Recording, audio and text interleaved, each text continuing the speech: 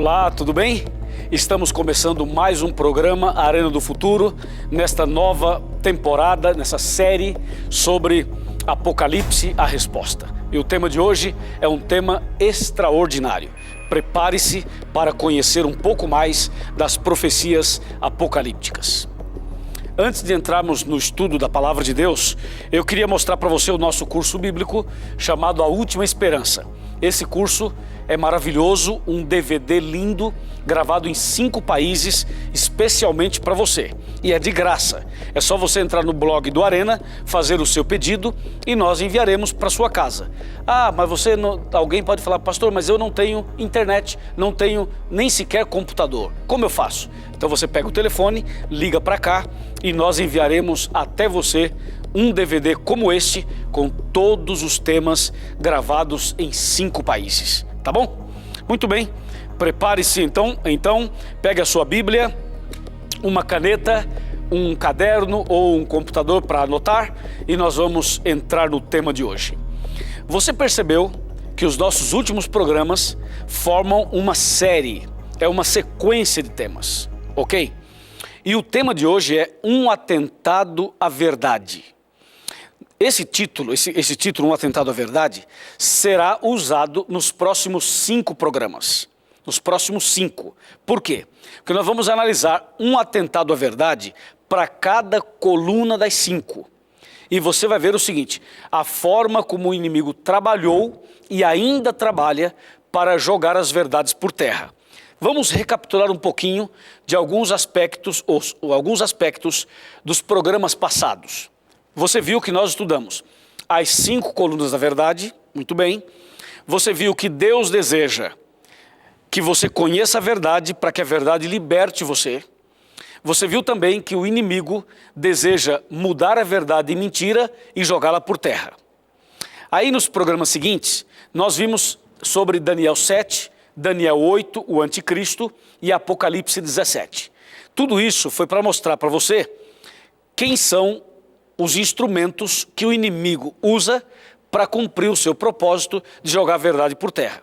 Então o inimigo usaria a igreja falsa de Apocalipse 17, usaria o anticristo, usaria também os poderes políticos e religiosos do passado, especialmente os impérios que perseguiram o povo de Deus. Agora hoje, você vai ver como que o inimigo trabalhou, lutou e ainda luta para jogar por terra a verdade sobre Deus. Porque das 5 colunas, a primeira é Deus, o nosso Pai. Então nós vamos analisar como o inimigo lutou para que a verdade sobre Deus ficasse no esquecimento, fosse adulterada, fosse mudada ou simplesmente fosse algo que você não teria ou não tem acesso. Não tem hoje ou não teria acesso. Ou seja, nós precisamos saber hoje as verdades bíblicas relacionadas a Deus e o que o inimigo planejou para atacar essa verdade. Entendeu? Ok. Então vamos abrir a Bíblia Sagrada no livro de Jeremias, no capítulo 10, versículo 10. Jeremias 10, verso 10, diz assim: Mas o Senhor é verdadeiramente Deus. Ele é o Deus vivo e o Rei eterno. Do seu furor treme a terra e as nações não podem suportar a sua indignação. Esse texto mostra claramente que Deus é a verdade, que Deus é verdadeiro. Agora, quando nós falamos de que Deus é a verdade, nós precisamos buscar na Bíblia outros textos que nos ajudam a entender quem é Deus. Por exemplo, nós vamos aqui para 1 João, capítulo 4, verso 8, que é um texto bem conhecido. Ele diz assim: aquele que não ama não conhece a Deus, pois Deus é amor. Então esse texto define quem é Deus. Deus é amor. E a primeira parte do verso diz assim: aquele que não ama não conhece a Deus. Então veja a importância de conhecer a Deus e como se pode dizer se a pessoa conhece ou não conhece a Deus. Ou seja, quem não ama não conhece a Deus. A pessoa pode ser um teólogo, a pessoa pode ser PhD, a pessoa pode ter muito conhecimento, mas se essa pessoa não ama, ela não conhece a Deus. E se ela não conhece a Deus, significa que ela não conhece a verdade. E se não conhece a verdade, significa que não está liberto, ainda é um escravo. Por isso, Jesus diz assim: conhecereis a verdade e a verdade vos libertará. E lembre-se que no estudo de hoje, no caso de hoje, a verdade é Deus. Deus o Pai, Todo-Poderoso, Criador dos céus e da terra. Ele é a própria verdade. E o texto que a gente acabou de ler diz assim: aquele que não ama não conhece a Deus, porque Deus é amor. Sabe de uma coisa? Existem duas formas básicas para uma pessoa conhecer alguém ou algo. No caso aqui, conhecer a Deus. Você pode conhecer a Deus apenas por ler, através da leitura, e você pode conhecer a Deus através de uma experiência com Ele, através do caminhar com Deus, através do andar com Deus.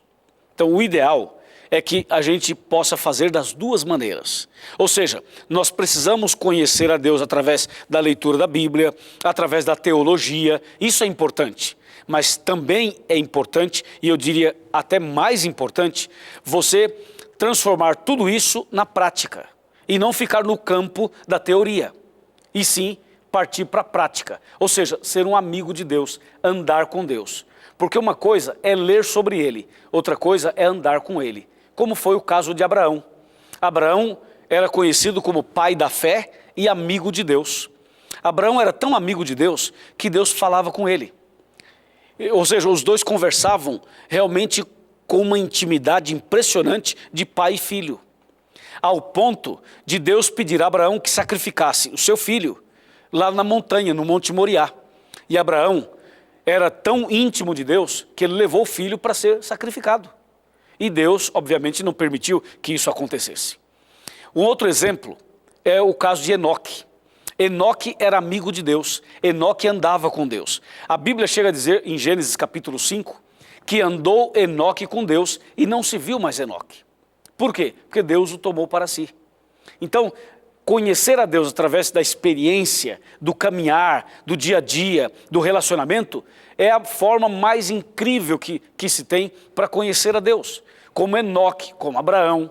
Andar com Deus é orar todo dia, é ler a Bíblia todo dia, é ter uma intimidade tão grande com Deus, de tal forma que Deus é capaz de se revelar a você nos mais ou nos pequenos detalhes da Bíblia, de um versículo, de uma palavra. Ou seja, estar na presença de Deus e com Deus todos os dias. Um outro exemplo bíblico é o exemplo de Moisés. Moisés também era amigo de Deus, só que no começo Moisés não entendia direito o plano de Deus e muito menos o próprio Deus. Até que um dia Moisés aceitou o convite do pai de Deus para ir ao Egito libertar o povo da escravidão. E depois dessa experiência, Moisés desenvolveu uma amizade com Deus, uma intimidade com Deus tão grande, que Moisés conversou com Deus face a face, sem ver a face de Deus, mas conversou com Deus face a face. Viu Deus pelas costas, recebeu os 10 mandamentos das mãos de Deus. E ainda mais, Moisés orou a Deus e Deus abriu o mar vermelho. Moisés orou a Deus e Deus tirou água da rocha. Moisés orou a Deus e Deus mandou maná. Para você ter uma ideia do grau de intimidade que havia entre Moisés e Deus. E você sabe, né? Moisés morreu, Deus o ressuscitou e o levou para o céu. Um outro exemplo muito interessante é o exemplo de Elias, o grande profeta Elias. Elias também era amigo de Deus, andava com Deus. E Elias andava tão intimamente com Deus, que um dia Deus mandou um carro para buscar Elias, e Elias foi levado para o céu. Era um carro de fogo, e Elias foi arrebatado e levado para o céu para viver com Deus. Amém? Toda pessoa que anda com Deus será levada para o céu também. Assim como esses homens que eu mencionei foram levados, foram arrebatados. Assim, quando Jesus voltar, todos os seus filhos, todos os seus amigos serão levados para o reino dos céus. E você precisa a partir de hoje, tomar uma decisão de ser mais íntimo de Deus, de conversar mais com Ele através da oração, de ouvir mais a voz de Deus através da Bíblia e de ser uma pessoa que realmente reflita o caráter de Deus na sua vida, no seu próprio caráter também. Sabe que toda essa maravilha está relacionada a Deus, mas tem um texto na Bíblia que fala de uma maneira impressionante a respeito de Deus. É o livro do profeta Isaías. O livro do profeta Isaías, no capítulo 40, trata de uma maneira espetacular o nosso Deus. Eu vou ler para você Isaías 40. Vamos ler alguns versos apenas, porque são versos extremamente profundos e são muitos. Então eu vou ler alguns. Isaías 40, verso 12. Veja como a Bíblia fala a respeito de Deus. Quem na concha de sua mão mediu as águas e tomou a medida dos céus a palmos? Quem recolheu na terça parte de um efa o pó da terra e pesou os montes em romana e os outeiros em balança de precisão? Olha o verso 13. Quem guiou o Espírito do Senhor? Ou como seu conselheiro o ensinou? Olha agora o verso 14. Com quem tomou ele conselho para que lhe desse compreensão? Quem o instruiu na vereda do juízo e lhe ensinou sabedoria e lhe mostrou o caminho de entendimento? Olha agora o verso 15. Eis que as nações são consideradas por ele como um pingo que cai de um balde e como um grão de pó na balança. As ilhas são como pó fino que se levanta. E aí você pode ir para o verso 18. O verso 18 é uma pergunta impressionante. Olha o verso 18. Com quem comparareis a Deus? Ou que coisa semelhante confrontareis com Ele? Ou seja, dá para você comparar Deus com alguma coisa ou alguma coisa com Deus? A Bíblia faz essa pergunta. Com quem comparareis a Deus? Com quem? Não dá. E você continua, por exemplo, no versículo 20, diz assim, no versículo 22. Ele é o que está sentado sobre a redondeza da terra, cujos moradores são como gafanhotos. É Ele quem estende os céus como cortina e os desenrola como tenda para neles habitar. E se você continuar fazendo a leitura, você vai ver que o profeta Isaías, no capítulo 40, exalta Deus de uma maneira especial. Deus é tudo isso e muito mais. O nosso Deus é onipotente, onipresente e onisciente. Onipotente porque Ele tem todo o poder nos céus e na terra. Onipresente porque está presente em todos os lugares ao mesmo tempo. E onisciente porque tem ciência, conhecimento de todas as coisas, de tudo o que acontece e de tudo o que está no futuro. Deus tem o conhecimento, a ciência de todas as coisas. É esse Deus todo-poderoso, é esse Deus maravilhoso, é esse Deus de amor que eu quero falar para você.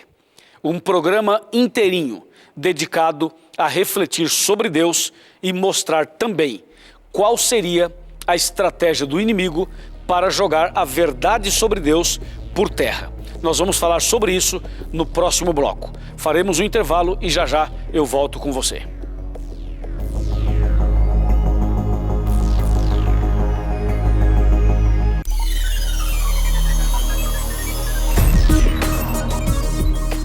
Muito bem, já estamos de volta com a Arena do Futuro, hoje falando sobre Deus e mostrando um atentado a esta verdade. Bom, você viu no bloco anterior que Deus é amor, que Deus é o único digno de ser adorado e que Deus é o único que pode dar o perdão para as pessoas. Agora, é claro que diante de tudo isso, essa beleza, essa maravilha, o inimigo não poderia ficar calado, uma vez que o inimigo luta contra Deus e tenta jogar a verdade por terra. Então vamos analisar por partes. A primeira parte seria o amor. Deus é amor, 1 João 4,8. Agora, a luta do inimigo é justamente tentar criar uma geração de pessoas sem amor. É promover o desamor. E o inimigo tem lutado com todas as suas forças para jogar essa verdade por terra. E infelizmente ele tem conseguido em muitos casos. Ou seja, quando você fala em amor, a palavra amor, quando fala que Deus é amor na sua essência. Essa é uma palavra que define a totalidade do amor. Agora, o inimigo tem banalizado o amor. Desde o amor de homem para com mulher, até o amor de pai para filho, até o amor entre amigos e também, principalmente, o amor a Deus. Ou seja, tudo que diz respeito ao amor, o inimigo tem procurado banalizar, tem procurado ignorar, tem procurado adulterar e tem procurado jogar por terra. Por isso, nós estamos vendo hoje um grupo de pessoas no cenário religioso que tem aparência de cristão, mas não vive como cristão. Ou seja, tem aparência de piedade, tem aparência de que é uma coisa e na verdade é outra. Então o inimigo tem lutado para ter um grupo de pessoas hipócritas, que parecem uma coisa e são outra, entendeu? É justamente o que acontece com a segunda besta do Apocalipse. A segunda besta do Apocalipse tem aparência de cordeiro e fala como dragão. Então o que o inimigo quer é justamente ter um grupo de cristãos, entre aspas, de membros de igreja, seria a melhor expressão, membros de igreja que não amam, que não têm amor, que frequentam a igreja, que dizem que são religiosos, que dizem que são convertidos, mas na verdade não amam nem a Deus e nem ao próximo. E se a pessoa não ama nem a Deus nem ao próximo, ela é mentirosa. Ela pode frequentar a igreja, ela pode ter uma Bíblia, ela pode tentar ser diferente, mas se essa pessoa não ama, ela está perdida. Porque aquele que não ama não conhece a Deus, entendeu? Então o inimigo, ele luta para que as pessoas não amem. Quando você fala em amor, você tem que pensar no amor em duas vertentes. Seria isso aqui, ó. Olha aqui, a cruz. A cruz é a expressão do amor. Foi quando Deus enviou Jesus para morrer por nós. E a cruz é formada por duas hastes. A haste na vertical, a madeira na vertical, e a outra na horizontal. Aí está a mensagem do amor. Essa na vertical é o amor do homem para com Deus. E essa madeira na horizontal é o amor do homem para com o próximo. Entendeu? Então, Deus deseja que nós, eu e você, sejamos cristãos de verdade, que amemos a Deus e que amemos ao próximo. É assim que Deus quer. Quando o inimigo promove o desamor, o ódio, a inveja, os ciúmes e também cria esse sentimento, ou cria essa geração de pessoas que apenas vivem focadas no sentimento, mas não na essência do amor, ele joga por terra esse aspecto da primeira verdade. Quando você trata do assunto da adoração, a coisa é um pouco mais complexa ainda, é um pouco mais complicada ainda. Por quê? Porque a Bíblia diz que só Deus deve ser adorado. Em Mateus capítulo 4, Jesus deixou isso bem claro.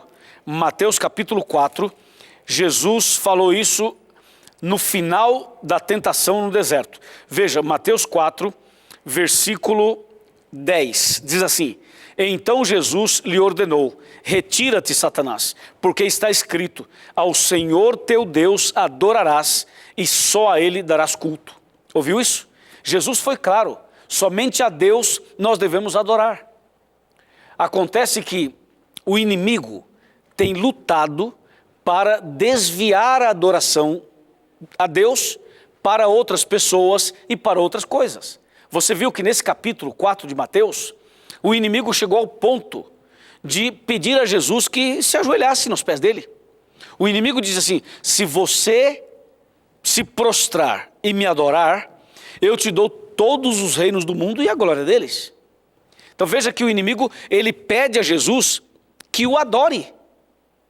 Então se o inimigo foi capaz de tentar Jesus nesse sentido e falar assim: vem cá Jesus, se ajoelha aqui e me adore, e eu te dou tudo, o que ele não seria capaz de fazer para com os seres humanos? Então, meus amigos, prestem bem atenção. O inimigo tem lutado para desviar a adoração a Deus. Um dia, Pedro estava entrando e Cornélio saiu ao seu encontro. Sabe o que aconteceu? Eu vou lhe mostrar em Atos dos Apóstolos. Atos dos Apóstolos é um livro impressionante. E nós queremos ler para você o livro de Atos. Está bem aqui, Atos dos Apóstolos. Vamos abrir a Bíblia no capítulo 10 e nós vamos ler os versos 25 e 26. Diz assim: aconteceu que, indo Pedro a entrar, lhe saiu Cornélio ao encontro e, prostrando-se-lhe aos pés, o adorou. Mas Pedro o levantou, dizendo: ergue-te, que eu também sou homem. Então você percebe claramente que o inimigo tenta implantar a adoração ao ser humano. E Pedro, nesse caso, foi entrando quando Cornélio saiu, viu Pedro, o apóstolo, ajoelhou para adorá-lo. E Pedro, que era um servo de Deus, falou assim: Cornélio, não faça isso, levanta-te que eu sou homem como você. Então você vê que Pedro não era papa, né? Pedro não era papa, porque não aceitou a adoração. Pedro era um servo de Deus e se manteve firme nesse princípio de que só Deus deve ser adorado. Um outro exemplo é o que aparece em Apocalipse, na história do anjo que apareceu a João. Veja o que diz Apocalipse capítulo 22, versículos 8 e 9. Eu, João, sou quem ouviu e viu estas coisas. E quando as ouvi e vi, prostrei-me ante aos pés do anjo que me mostrou estas coisas para adorá-lo. Então ele me disse: vê, não faças isso. Eu sou conservo teu, dos teus irmãos, os profetas, e dos que guardam as palavras deste livro. Adora a Deus, ordenou o anjo. Você viu? Então o anjo apareceu a João, João emocionado, feliz, se ajoelha aos pés do anjo. O anjo disse: não, senhor, levanta-te. Só Deus deve ser adorado. Adore a Deus. Eu sou conservo teu. Ou seja, você foi criado por Deus, eu também fui. Então você não pode me adorar. Adore somente a Deus.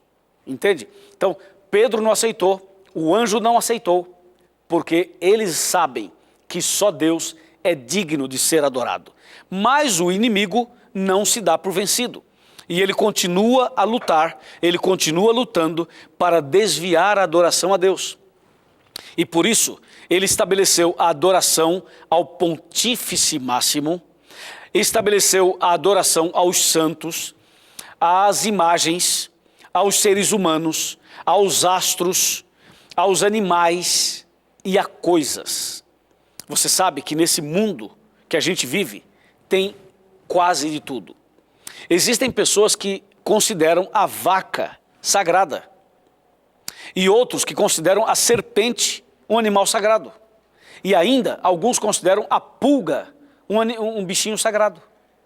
Você vê, então o inimigo ele tem lutado para desviar essa adoração. E em alguns casos ele tem conseguido. Mas aqueles que estudam a Bíblia não caem no seu engodo, não caem na sua armadilha.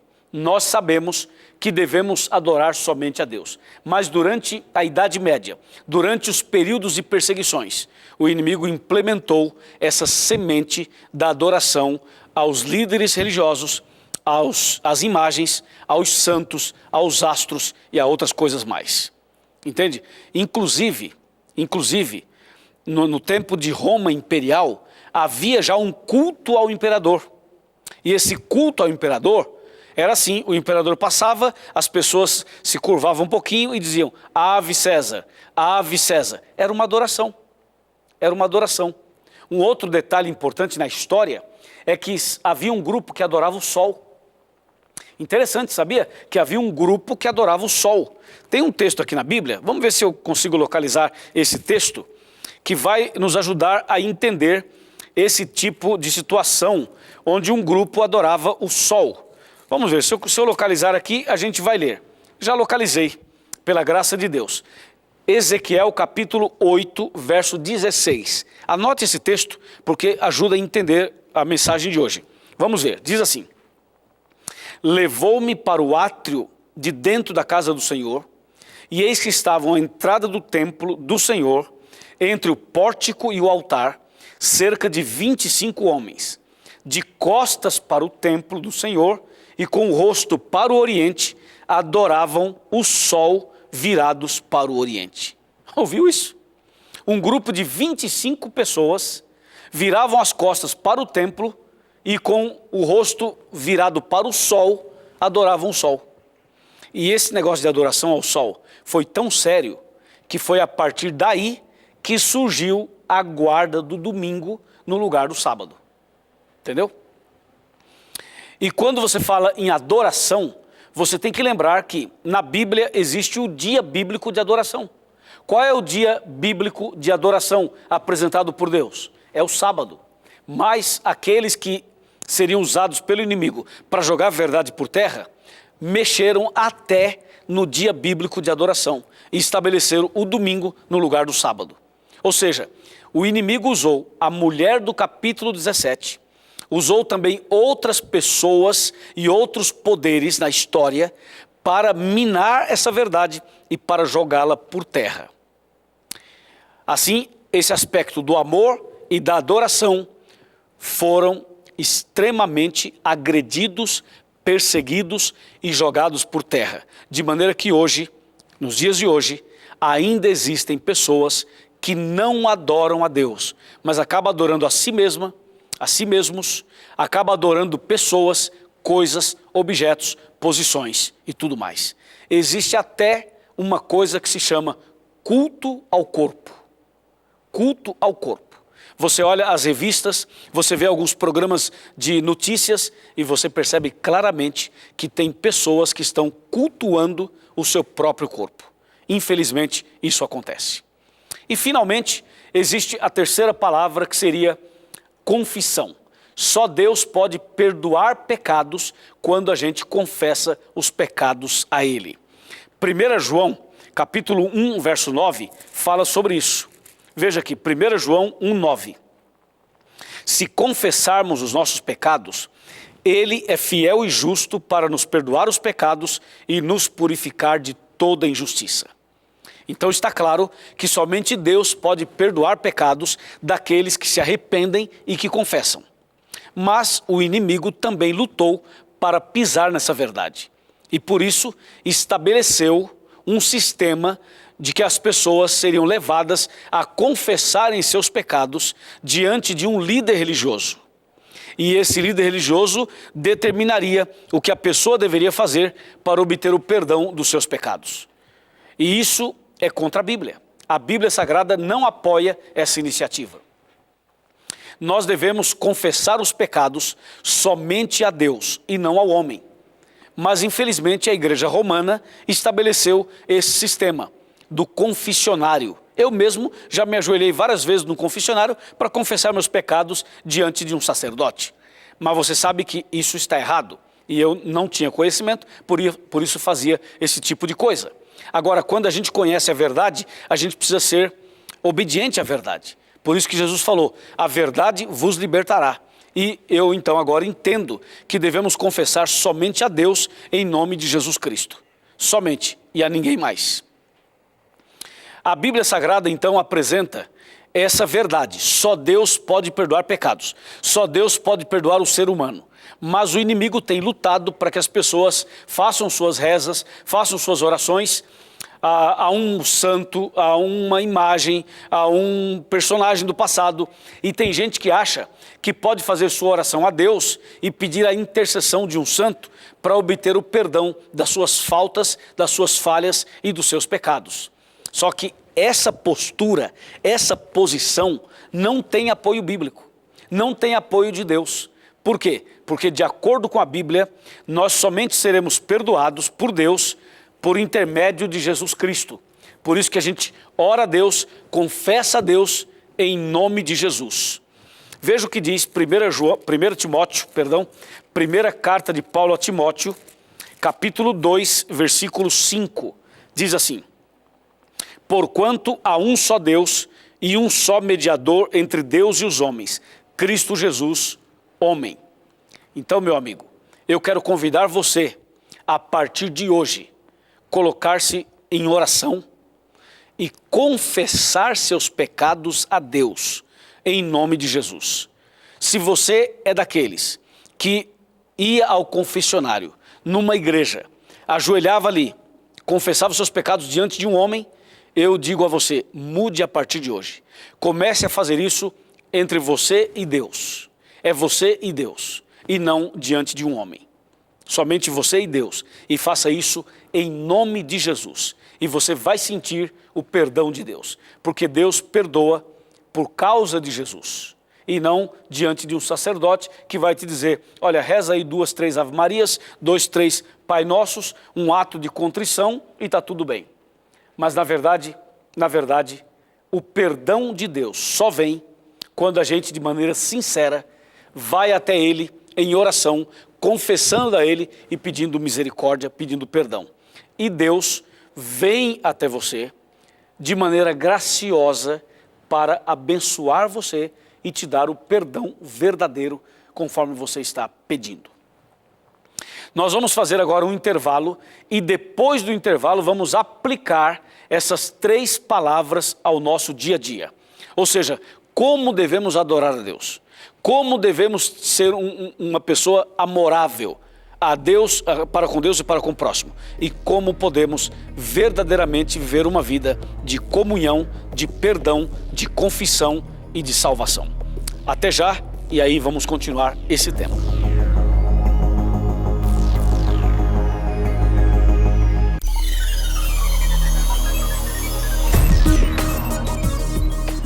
Muito bem, já estamos de volta com o programa A Arena do Futuro. Hoje estamos falando sobre Deus, a primeira coluna da verdade e mostrando também para você como que essa verdade foi atacada com o passar dos tempos. O inimigo sempre lutou contra Deus. Essa luta começou no céu, você sabe disso, né? Essa batalha começou no céu. Vamos abrir a Bíblia em Apocalipse capítulo 12 para relembrar isso que eu acabei de mencionar. Apocalipse 12, verso 7, diz assim, houve peleja no céu. Miguel e os seus anjos pelejaram contra o dragão, também pelejaram o dragão e os seus anjos. Verso 8, todavia não prevaleceram, nem mais se achou no céu o lugar deles. Verso 9, só a primeira parte, e foi expulso o grande dragão, a antiga serpente que se chama Diabo e Satanás. Bem, a história começou assim, a história do mal e da luta do bem contra o mal. O inimigo do céu se rebelou contra Deus. E depois de várias oportunidades que Deus lhe deu, ele não quis, ele rejeitou todas, então Deus o expulsou do céu. E ao ser expulso do céu, ele veio para a terra. E aqui na terra, ele começou a fazer um trabalho sujo. Sabe para quê? Para desviar a pessoa de ter uma vida de adoração ao verdadeiro e único Deus. Amigo, a palavra adoração, e aqui a gente queria trabalhar fortemente nela, a palavra adoração, ou a mensagem que está por trás da palavra adoração, envolve 3 coisas. 3. Mas para eu mostrar as 3, eu lhe convido a abrir a Bíblia comigo em Apocalipse 14. Apocalipse 14, versículos 6 e 7, diz assim, vi outro anjo voando pelo meio do céu, tendo um evangelho eterno para pregar aos que se assentam sobre a terra e a cada nação e tribo e língua e povo, dizendo em grande voz, temei a Deus e dai-lhe glória, pois é chegada a hora do seu juízo e adorai aquele que fez o céu e a terra e o mar e as fontes das águas. Então, o livro do Apocalipse nos convida a adorar aquele que fez os céus e a terra. O que significa adorar? Adoração significa 3 coisas. Significa, primeiro, ler a Bíblia. Segundo, orar. Terceiro, louvar a Deus. Entendeu? Louvor. Então vamos de novo. Leitura da Bíblia, oração e louvor. Essas 3 coisas juntas compõem um culto de adoração. Você pode adorar a Deus em casa, até mesmo no seu escritório, você pode fazer um culto ali. Ou quem sabe viajando, você pode parar o seu carro com a família e fazer um culto enquanto viaja. Você pode fazer isso embaixo de uma árvore, você pode fazer isso em frente ao mar, você pode fazer isso numa casa de campo, você pode fazer isso na igreja. E principalmente deve fazer na igreja. Agora escuta, Lembre-se que adoração é isso. É leitura da Bíblia, oração e louvor. Agora, o inimigo não quer que você faça isso. Por isso, ele luta para você não ler a Bíblia, ele luta para você não orar e ele luta para você não cantar louvores a Deus. No lugar dos louvores, ele tenta colocar outras músicas. O inimigo luta para você ouvir outras músicas e não ouvir hinos de louvor a Deus, entendeu? E você sabe, quando você entra no seu carro, que música tem lá?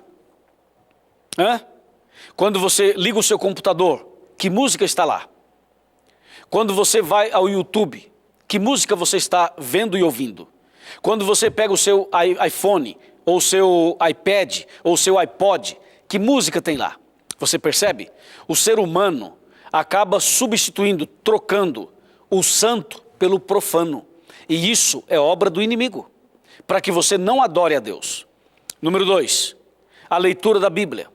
Tem gente que lê revista de fofoca, revista Veja, revista Isto É, revista Época, outras revistas, jornais, até livros, mas não lê a Bíblia. Não lê a Bíblia. Então o inimigo luta para a pessoa não ler a Bíblia. E quando a pessoa começa a ler a Bíblia, ela começa a abrir a boca, dá sono, ela está cansada, ela não pode, ela não entende. É uma luta, é uma luta. Por exemplo, você já viu que é elegante uma mulher ou um homem, o homem de terno e gravata, a mulher com uma roupa social ou não, mas elegante, entra no carro ou entra no metrô e está lá com a sua revista, né? Com a sua revista. Senta ali, cruza a perna e abre a revista para ler. Isso parece ser chique. Agora, você não vê uma pessoa assim, uma pessoa elegantemente vestida, que senta lá, puxa a sua Bíblia e diz assim, eu agora estou no metrô, vou ler a minha Bíblia. Você percebeu? Parece que existe um problema em relação a isso. Então o inimigo luta para a pessoa não ler a Bíblia. Por quê? Porque ler a Bíblia faz parte da adoração. E o inimigo não quer que você adore a Deus. Então ele tenta mexer na questão da música, ele tenta mexer na questão da Bíblia, para a pessoa não ler a Bíblia. A propósito, você tem lido a Bíblia todo dia? Ou você tem vergonha de pegar uma Bíblia e ler? Ou você não quer que seus amigos saibam que você lê a Bíblia? Entende? Aí está o grande conflito. E número 3, Deus é amor. Deus é amor. Você e eu não podemos ter vergonha de dizer assim, eu amo a Deus. Eu amo a Deus. Deus está no meu coração. Eu não vivo sem Ele. E nós precisamos amar a Deus e amar o próximo. Agora escute uma coisa. O que tem de gente que frequenta a igreja, que diz que ama a Deus, mas em casa é um tormento, em casa é uma tragédia. É o marido que não ama nem a mulher, ou a mulher que não ama nem o marido. Em casa, essa pessoa é um monstro, mas na igreja é um santo. Então onde está o amor? A Bíblia nos convida a amar a Deus, a adorar a Deus. A Bíblia nos convida a ter uma vida de comunhão com Deus. Veja, louvor, leitura da Bíblia e oração. E oração. Sabe que a oração é a respiração da alma. E a pessoa que ama a Deus, ela vai querer estar perto de Deus, orando, lendo a Bíblia e cantando hinos. Ou seja, adorando a Deus. A oração, meu amigo, é o abrir do coração a Deus como se faz a um amigo. E nós não podemos viver sem a oração. É a respiração da alma. Se você não ora, você não respira. E se você não respira, você morre. E espiritualmente é a mesma coisa. Então eu lhe convido, a partir de hoje, a adorar a Deus. A adorar a Deus de verdade. E você já sabe que a adoração verdadeira é oração, leitura da Bíblia e louvor a Deus. Que tal? Aceita o chamado, aceita o convite, aceita o desafio, estabelecer culto na sua casa, estabelecer culto aonde você puder estabelecer, fazer o seu culto pessoal, adorar a Deus. Você está disposto a fazer isso? Você não precisa de uma imagem para fazer isso. Você não precisa de fazer um altar, botar vela, um monte de coisa para adorar a Deus. Você precisa de uma Bíblia e reunir sua família e um inário para você cantar, ler a Bíblia, orar em família e fazer a mesma coisa na igreja, na casa de Deus. Amém? É isso. Só Deus é digno de ser adorado. Eu já decidi, eu quero adorar a Deus e somente a Ele e nada mais. Quando você adora a Deus, você recebe as bênçãos de Deus e você vai ser transformado pelo poder de Deus. Amém? É isso que Deus quer. E durante o culto, aproveita também para confessar os pecados a Deus. E na hora de você confessar os pecados, faça isso chamando-os pelo nome. Na hora de confessar os pecados, confesse de verdade. Não faça uma confissão assim por atacado, de maneira geral. Senhor, perdoa todos os meus pecados. Não, não é o ideal assim. O ideal é você, em particular, em privado, no seu quarto, você deve ajoelhar. Não precisa ter nenhum padre perto, tá? Nenhum sacerdote, nenhum pastor, ninguém. É você e Deus. Você ajoelha lá no seu quarto. E aí você conversa com Deus. Faça uma oração e confesse os seus pecados. Diga para Deus claramente o que aconteceu.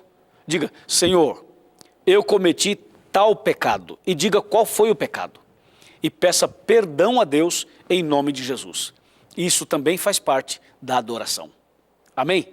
Você entendeu a beleza que está na palavra de Deus, a beleza desse tema e o poder que existe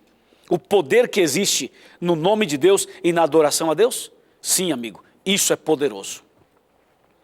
A Bíblia Sagrada, quando menciona a história daqueles personagens que eu mencionei no primeiro bloco, nos leva a entender que eles viveram uma vida dessa maneira.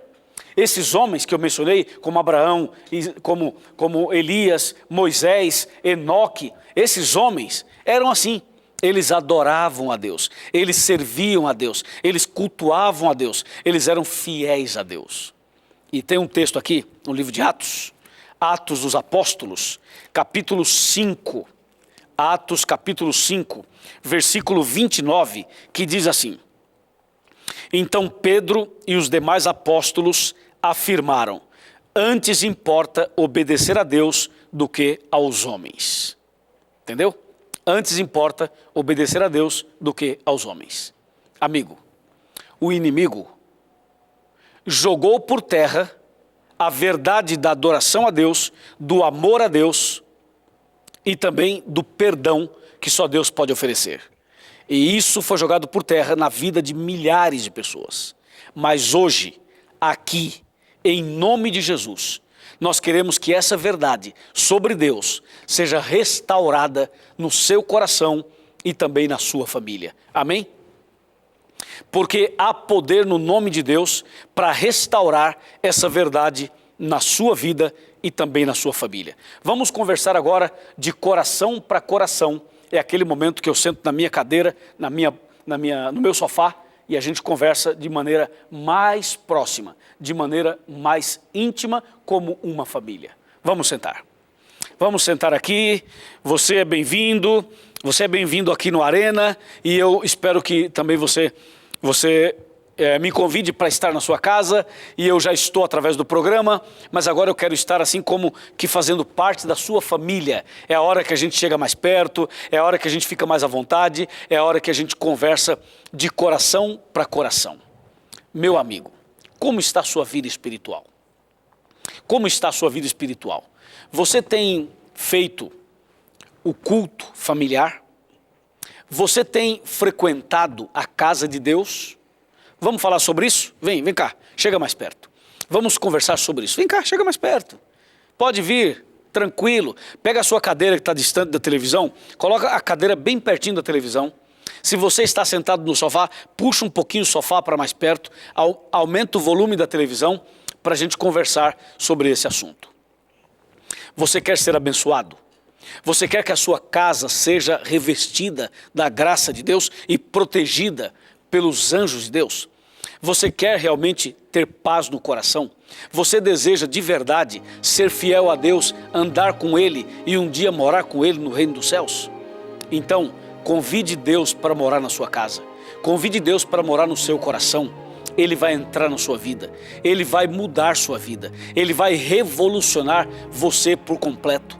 Ele vai abençoar seu casamento, vai abençoar seus filhos, vai abençoar sua família, vai transformar a história da sua vida. Não importa o que você fez ou faz. Eu estou pregando agora, estou falando agora para uma pessoa que tem vícios, para uma pessoa que bebe, para uma pessoa que fuma, uma pessoa que usa drogas, uma pessoa que tem vício, o vício da prostituição. Eu estou falando para você que diz assim: pastor, eu queria ser diferente, eu queria andar com Deus, eu queria amar a Deus, eu queria adorar a Deus, mas pastor, eu tenho tanto pecado, eu vivo tão mergulhado na lama do pecado que eu não consigo. Eu imagino a luta de cada um, porque cada um de nós tem realmente lutas. Agora escuta uma coisa, Deus está do seu lado e Deus é todo poderoso. Ele pode colocar a mão sobre você agora, abençoar sua vida agora e te dar forças para você começar hoje uma vida nova.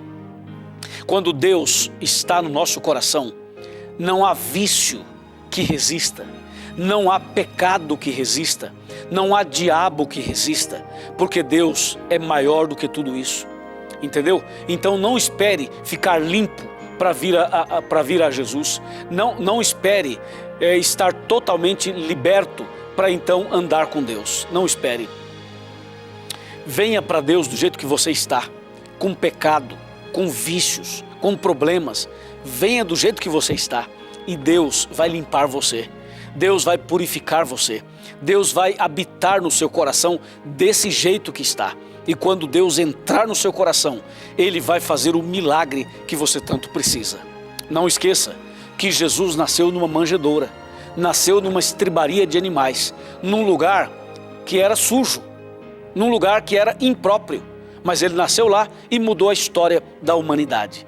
Dessa forma, Ele também pode entrar num coração sujo, num coração pecaminoso, numa vida cheia de problemas, e Ele pode limpar essa vida, limpar esse coração, limpar esse pensamento, limpar totalmente por dentro e por fora e dar a você uma nova chance, uma nova oportunidade. Você crê? Amém. Eu também creio. E se você realmente deseja tudo isso, eu vou orar por você. E quero que você, depois da oração, procure uma igreja adventista e vá até lá para conhecer mais a palavra de Deus e para se preparar para a volta de Jesus. Vamos orar. Querido Pai Celestial, obrigado porque, apesar de que o inimigo lutou para jogar a verdade por terra, o Senhor, através de Jesus Cristo, o Senhor tem lutado e trabalhado para restaurar a verdade no nosso coração. Ó Pai, abençoe essa pessoa que ora comigo, abençoe esse casal que ora comigo, abençoe essa família que está orando comigo, que essas pessoas, Senhor, receba o Senhor no coração e que o Senhor venha a partir de hoje mudar a vida, a história dessa pessoa e dessa família. É o que nós te pedimos e agradecemos no nome santo de Jesus Cristo, teu Filho amado, nosso Senhor. Amém.